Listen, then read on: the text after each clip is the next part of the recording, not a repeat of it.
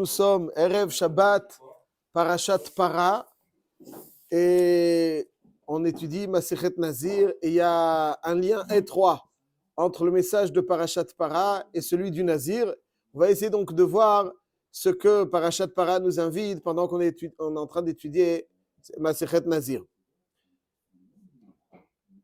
En réalité, donc la première question qu'il faut soulever, c'est la notion de Taharat Mitum'a aujourd'hui.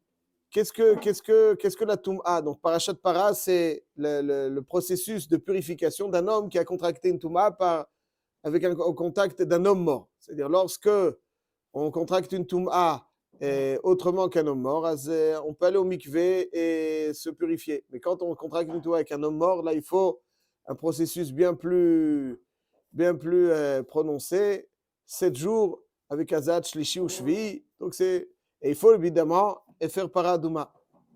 Et donc, en perspective du Korban Pessah, il fallait se purifier. Et c'est pour ça qu'on fait Paradouma. On lit donc, aujourd'hui, on n'a pas le Paradouma. Alors, quel est le sens de cette lecture? Qu'est-ce que cette lecture va nous apporter? Là, on va essayer de voir que Nazir et Paradouma, Nazir nous invite à une compréhension de ce qu'il faut, assimiler dans la parashat Para de cette semaine. Voyons. Le Nazir, il mérite des superlatifs qu'on retrouve dans la Torah, dans les Nivim, d'exception. Nézer et le Kaval Rocho, Kadosh. Qu'est-ce qu'il a fait finalement? Qu'est-ce qu'il a fait le Nazir? Ça fait, moi, il s'est privé de quoi? De vin? Un mois. Est-ce que c'est très difficile de se priver non? Sans voir. Donc, M. Cohen, vous êtes Nazir. Sans truc. Qu'est-ce qu'il a fait le Nazir? Le Nazir, il boit pas de vin. Qu'est-ce qu'il fait aussi? Il ne rentre pas en contact avec la Toum'a. Et il ne va pas se couper les cheveux pendant un mois. Ça, c'est très, très, très faisable. Voilà, il va payer très cher les 3 corbanotes, dit M. Cohen. C'est ça, donc le Nazir, sa grandeur, c'est parce qu'il va payer. Bon, ceci étant,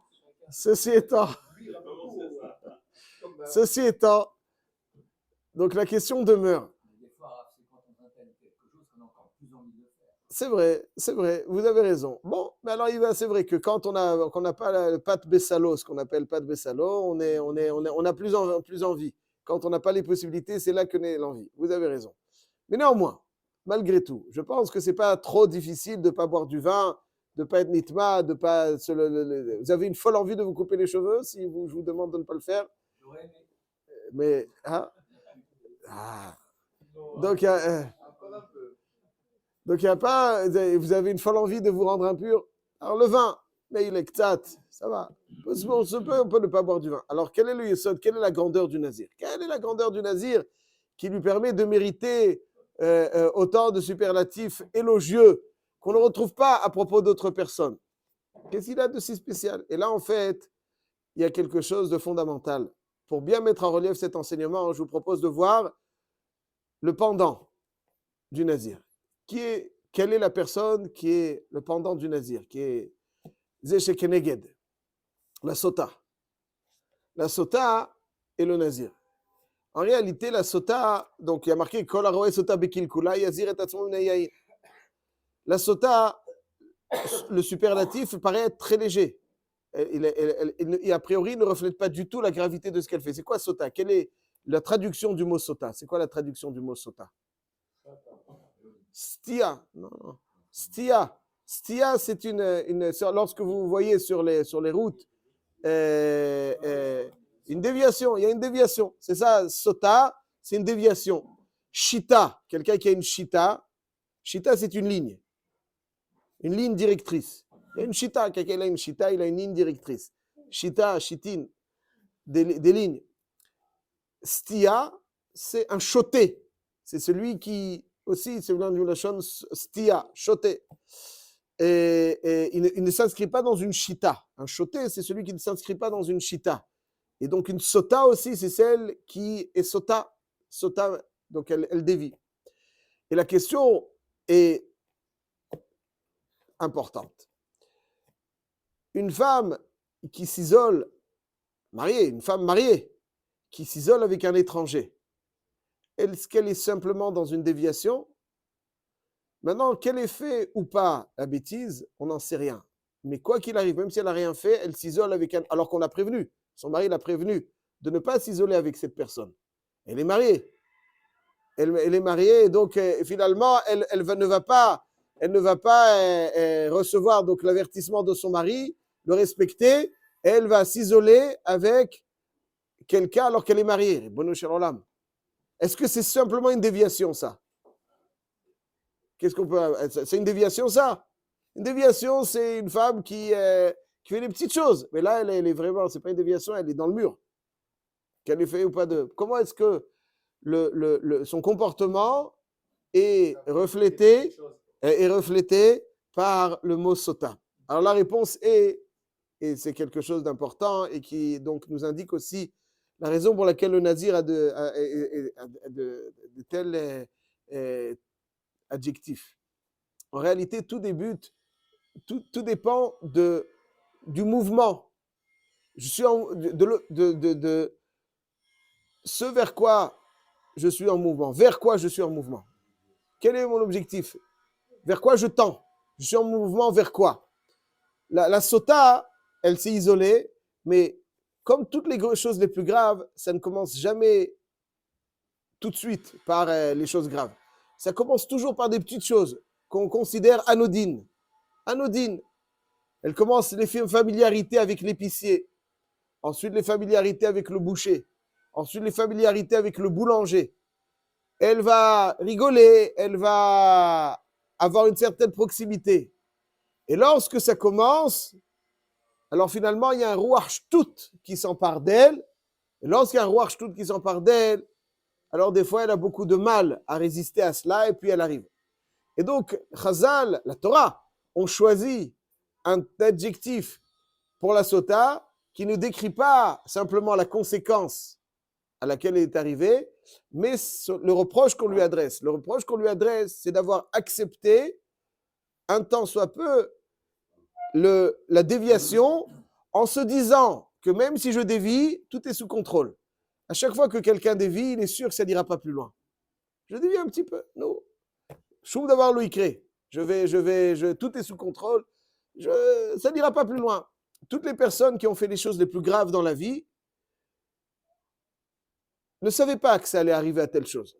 Ils ont commencé par des petites choses et puis finalement, la dégringolade devient inévitable. Ça, c'est la sota.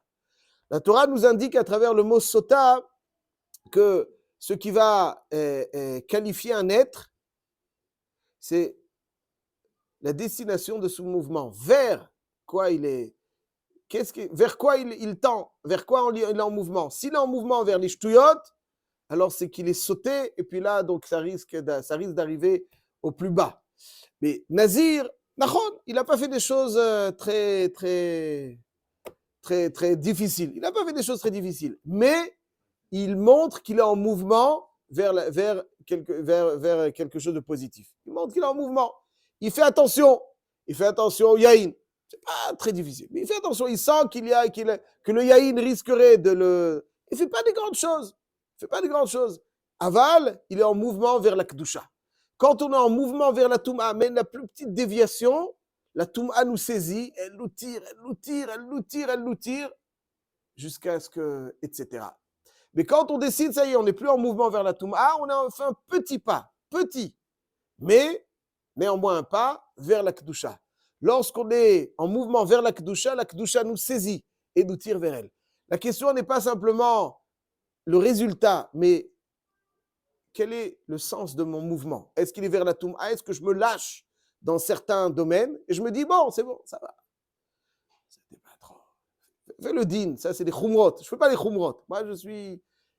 À partir du moment où on a l'impression que ce qu'on fait, on se laisse, donc, ce qu'on fait, c'est pas... On se laisse donc dans la Touma, alors la Touma nous saisit, elle nous tire. Et lorsqu'on décide de dévier, au contraire, vers le bon, là, on est en mouvement vers la Kedusha. Alors, quand on est en mouvement vers la Kedusha nous tire. La question, elle est le mouvement de l'homme. Le mouvement vers où je suis. Là, c'est une stia vers la Touma. Le Nazir, Nezer Elokav al Rosho, Kadosh Yeh. Ça, c'est le corps du Nazir. Donc, Parashat Para, en réalité, c'est la paracha qui va, par sa lecture, simplement nous aider à nous débarrasser de la Touma. Va nous aider à nous débarrasser de la Touma un petit peu, et pour nous préparer donc justement à la Hitratchut de Parashat HaChodesh, à l'intensité du mois de Nissan. Quand quelqu'un il a une Touma, il a un Otem. Il a une incompréhension des choses. Il est un Otem, il a quelque chose qui est occulte, qui est atoum, qui obstrue, quelque chose qui fait écran. Il n'arrive pas à voir les choses correctement, il n'arrive pas à s'y attacher, il n'arrive pas à le sentir, il est affaibli. Mais lorsqu'on est dans la tahara, alors on est dans la clarté, on est dans le rayonnement. Et qu'est-ce qui va déterminer si je suis dans la touma ou dans la tahara? Le mouvement que je vais adopter. On ne te demande pas de faire des choses, fais des petits pas.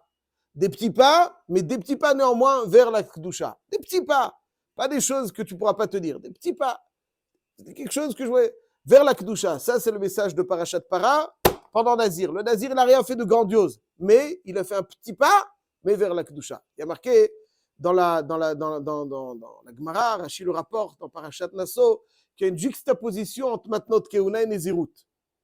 Et Rashi nous dit là-bas, parce que celui qui n'a pas donné Matanot Keuna au Kohen, alors il ira finalement chez lui pour sa femme Sota. Comme ça, marqué. Celui qui n'a pas donné Matanot Keuna au Kohen, alors tu dis, tu n'as pas besoin du Kohen, ben alors tu vas voir comment tu en auras besoin. Tu auras besoin d'un Sota, ma Kesher. Celui qui n'a pas donné Matanot Keuna, donc il va à Sota, ma Inyan Shmita et Tzelar Sinai. Le pshat, il est comme ça. Quand tu donnes Matanot Keuna au Kohen, le pshat, il n'est pas que Keilou, il a besoin de toi et bon, soutiens-le, s'il te plaît. Non, quand tu donnes Matanot Keuna au Kohen, c'est une façon pour lui d'avoir une certaine influence et te donner une forme idéale. Toi, tu refuses Matanot Keuna au Kohen, donc ça veut dire que tu refuses de te laisser façonner, de te donner une forme idéale et telle qu'un juif doit paraître. Tu renonces à cela. Demandez à M. Cohen, il va vous dire comment aujourd'hui. Bientôt, chaque jour. Ne parle pas de nous. Hein. Non, c'est-à-dire que quand Mitchabrim à la Torah, Mitchabrim à ça, c'est. Là, la Torah, elle nous donne la Tsura. La Torah, elle nous donne la Tsura. La Tsura. Quelqu'un qui refuse la Tsura, que le Cohen doit lui donner, que la Torah doit lui donner, alors finalement, sa femme refusera. La femme, elle est Chomer. C'est-à-dire, le Mashpia, il est Tsura. Le Mekabel, le Mushpa, il est Chomer. Ça veut dire qu'on doit façonner quelqu'un auquel on est Mashpia. C'est ça le ça. Donc le mari, il est Mashpia, donc il s'appelle Tsura. Tsura, c'est la forme. Et le Chomer, c'est la matière dans son état brut, proportionnellement, mais en tout cas, il y a quelque chose à façonner. Si toi, tu refuses d'être façonné par la Torah, par le Kohen, alors ton épouse refusera d'être façonnée par toi, et donc, parce que quand elle épouse la forme du mari, alors elle épouse la forme du mari. Mais si elle dévie, c'est qu'elle n'épouse pas la forme du mari.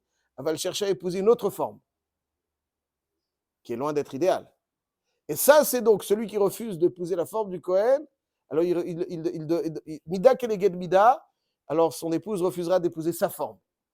Ça, c'est le Mida Keleged Mida. Et c'est pour ça que le mouvement doit s'inscrire vers, pour être Mekabel une tsura, le nazir, une tsura, ça ne passe pas quelqu'un qui est chomer, qui se laisse aller. Il y a quelque chose de kadosh, ça veut dire quelque chose où il maîtrise, où il façonne son être, et à partir du moment où il façonne son être, donc il mérite le statut, l'adjectif de kadosh. Pourquoi? Parce qu'il est en mouvement avec la kedusha, pas parce qu'il est arrivé à jeûner toute une semaine. Il est pas shoot, il est en mouvement vers ses kadosh, un petit pas. Ouais, un petit pas sur la lune, un grand pas pour l'humanité. Alors, c'est-à-dire que des fois, il y a des petits pas pour quelque chose, mais c'est des grands pas pour la Kedusha. Pour la Kadosh Baruch Hu, c'est un grand pas. Toi, tu fais un petit pas, pour la Kadosh Baruch Hu, c'est un grand pas, et ça imprègne la personne de Kedusha. Voilà donc le concret qu'on peut apprendre de Parashat Para. Hazak ou Baruch.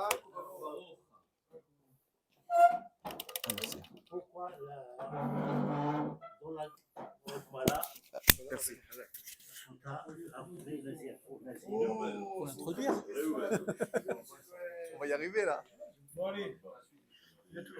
fait pas ça.